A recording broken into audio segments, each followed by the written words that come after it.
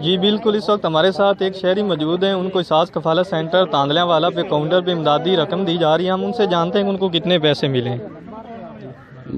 12,000 रुपये जी। हाँ जी। जी बिल्कुल, आप देख सकते हैं कि मुकम्मल वेरिफिकेशन और बायोमेट्रिक तस्दीक के बाद एक शहरी को एहसास कफालत प्रोग्राम के तहत 12,000 रुपये दिए जा रहे हैं। जी बिल्कुल, DPS कॉलेज तांदलिया वाला के अंदर एहसास कफालत सेंटर लगाया गया था, जिसके ऊपर मर्दों का भी काउंटर है। हम वहाँ पे मौजूद हैं। आप देख सकते हैं कि एक शहरी को 12,000 रुपये दिए जा रहे हैं। जी इस वक्त हमारे साथ एक और शहरी मौजूद हैं। हम उनसे जानते हैं कि उनको एहसास कफालत सेंटर तांदलिया वाला बायोमेट्रिक वेरिफिकेशन के बाद उनको कितने पैसे दिए गए। आपको कितने पैसे मिले? 12,000 जी। तो आप हुकूमत के लिए क्या पैगाम देना चाहेंगे कि उन्होंने तमाम जो मुस्तहिकीन और नादार लोग थे उनके लिए 12,000 रुपये दिए? मदद हुई है जी। 12,000 के शुक्रिया। 12,000 मिली तो शुक्रिया इमरान खान का।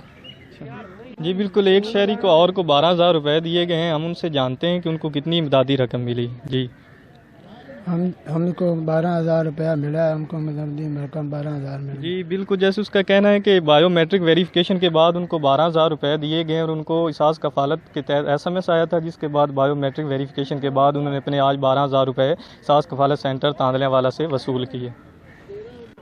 जी बिल्कुल, एहसास कफालत सेंटर तांदलिया वाला में इमदादी रकूम तकसीम की गई। तो यहाँ पे काफ़ी लोगों को इमदादी रकूम आज के दिन भी मिली और 1 माह से ये अमल जारी है। लोगों का कहना है कि हम वफाकी हुकूमत का और ख़ुसूसी तौर पर वज़ीर आज़म पाकिस्तान का शुक्रिया अदा करते हैं कि उन्होंने मुश्किल वक्त में 12,000 रुपये की इमदादी रकूम मुस्तहिकीन और नादार लोगों में तकसीम की।